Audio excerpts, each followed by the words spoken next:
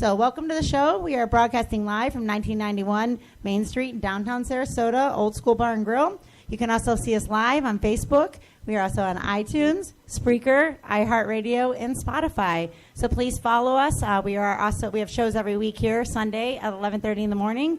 We get all your NFL news. So today we are joined with my friend Eric to the right. How you doing today, Eric? Good morning. It's afternoon, isn't it? It is afternoon. It is afternoon. Good afternoon, everybody. Welcome.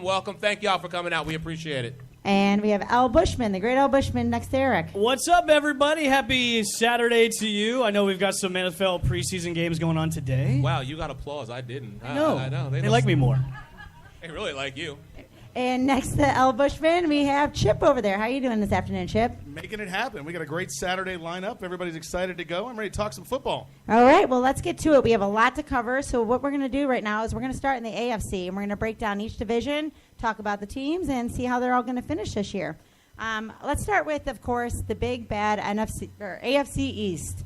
Is it really big and bad? Well, there is one big and bad team in the NFC East or AFC East, and that is the New England Patriots. Finished 13-3 last year. We all know Not anymore.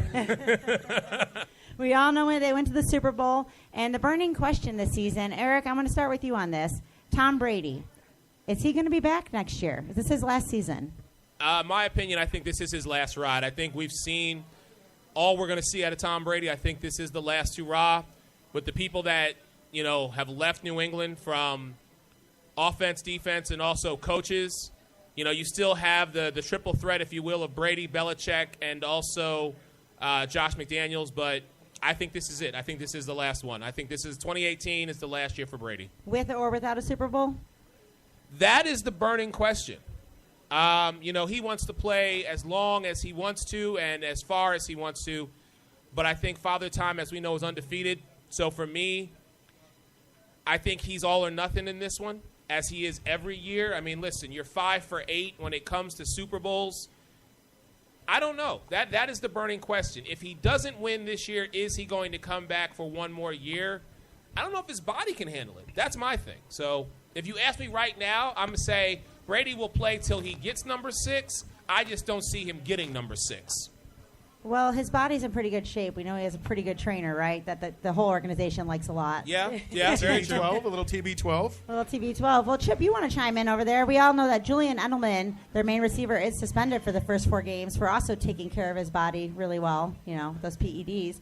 Their first 4 games are versus the Texans, at the Jags, at the Lions, and versus the Dolphins. How do you see them faring in these first 4 games? I think they could split, maybe go 2 of 2. I think Edelman's probably he's a big piece of that offense. So I think 2 and 2 is probably what they're looking at. I'm excited to see the Texans with full staff this year, obviously having Watson back from injury, J.J. Watt, a lot of those guys. I think Texans could do really well this year. But 2 and 2, I think, is what they're shooting at. So I'm guessing the 2 wins are going to be the Lions and the Dolphins? No. Really? The other 2. They're going to beat the other teams, Texans. I think they're going to go ahead. The Texans could have a battle, and they could beat the Patriots. Oh, yeah, I'm saying you think the Patriots are going to beat the Lions? Correct. And the Dolphins. Those are the 2 wins, yes. So you're thinking the Patriots are going to start 0-2 then? Potentially, yes. They just lost starting offensive tackle, Isaiah Wynn, ruptured Achilles. I know their line is really good, and they always seem to put things together, but I think those could be their 2 losses. All right, well, we'll see how that goes. Speaking of receivers, they have a lot of running backs on the Patriots right now. You have Burkhead, you have Gillislee, you have Sony Michel, who they drafted. A lot of running backs there. Is this the best running back by committee in the league right now? No, I disagree with that. I don't think they're the best running back. I think you're looking at a bunch of guys who, granted, are consistent because that's the Patriot way. However, I don't see them. I would not right now call them the best running back tandem in the NFL. Plus, you have other tandems like Ingram and Kamara. You also have Freeman and Coleman. So calling them the best around, they might be the best in the AFC, but not the best in the league.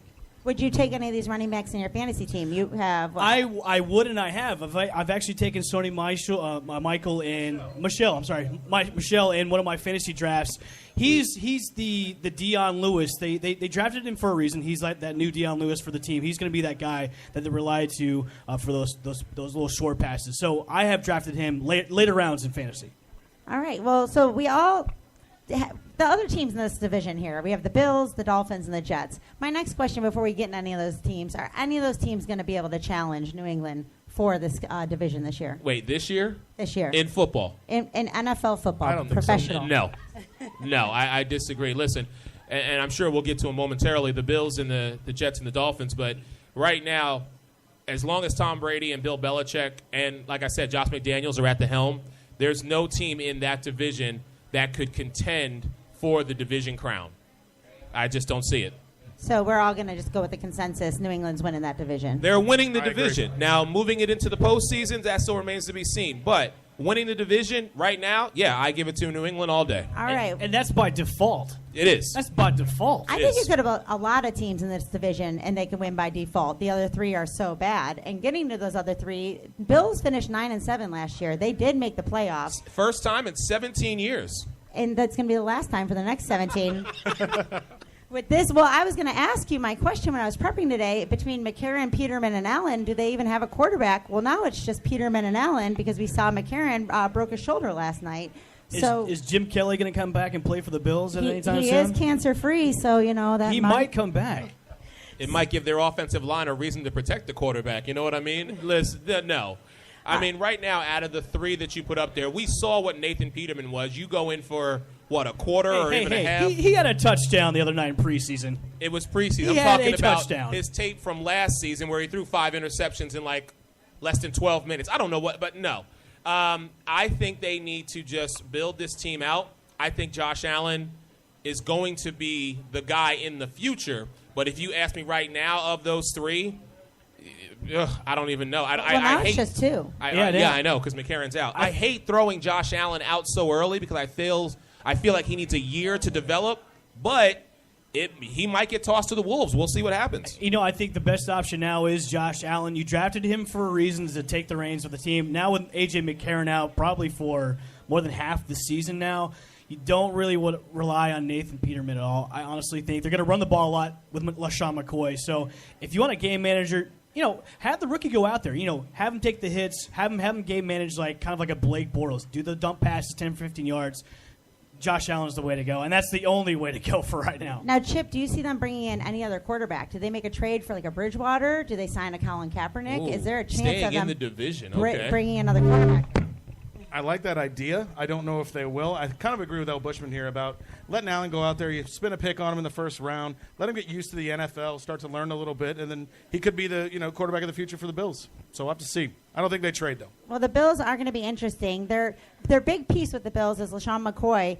He was the number 4 overall running back last year with 38 yards and 6 touchdowns. Do you see him being a top 5 running back again?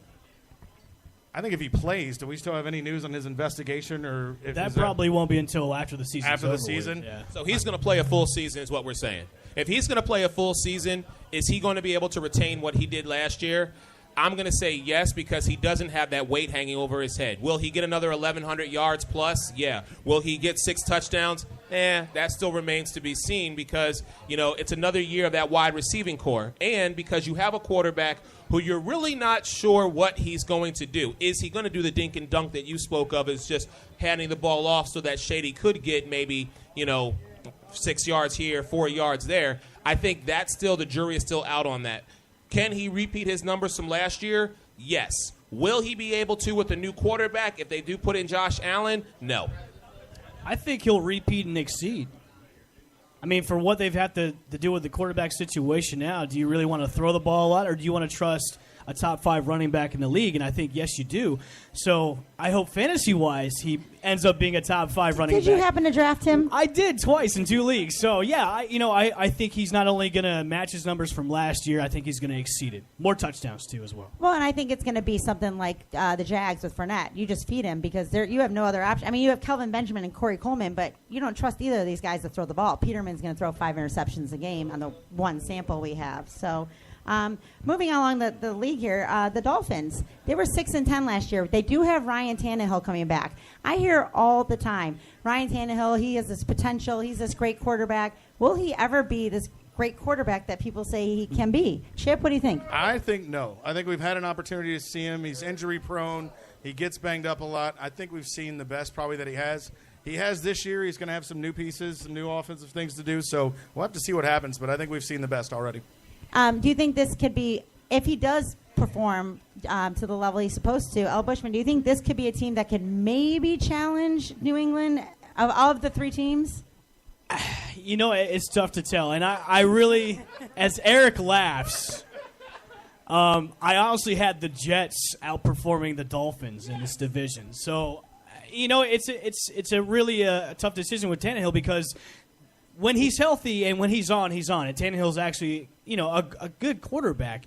He's got pieces around him. I really like their run game with Kenyon Drake and also Frank Gore. But it's just, I think Tannehill is kind of past that point where he's going to be that franchise guy for the Miami Dolphins. I just don't see it. He's not. Tannehill needs to move on and go to another team or be a backup and accept his role. And Miami needs to go out and find a young guy that they can build. Right now, and in the beginning, I was very, very supportive of the Ryan Tannehill, Adam Gase connection. I thought, listen, if this man could turn Jay Cutler. Everybody was supportive of the Adam Gase Jay Cutler thing, too. And yeah, but that's what I'm saying. Well. If you could do it with Adam Gase, then you look at the talent of a Ryan Tannehill. To me, Tannehill's better than Jay Cutler. I'm sorry, he is. So, no, actually, I'm not sorry. He is, because Jay Cutler's apathetic at best.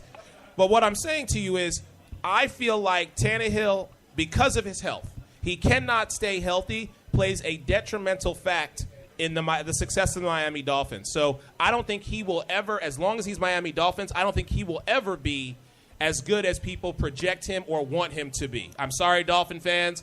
That's just the way it is. When he moves on, your team may get better, but until then, not going to happen. Yeah, I agree. I just don't see what they see in Tannehill. He's never really shown us anything that he can be a great quarterback. I don't know why people are so high on him. He did lose Jarvis Landry.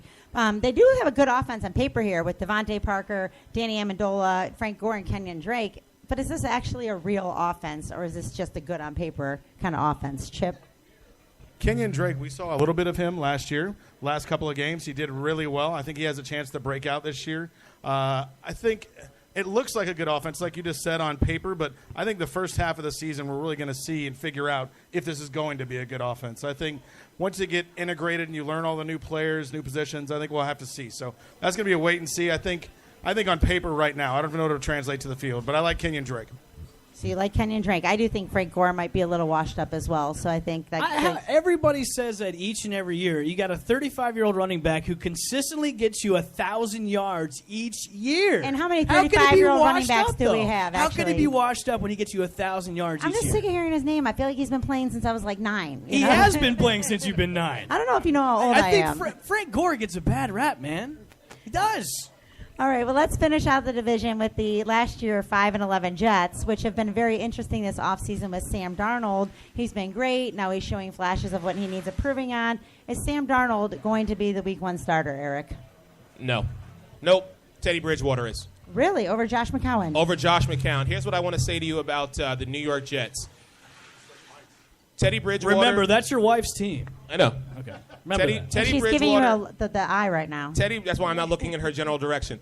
Teddy Bridgewater is going to be last year's Nick Foles.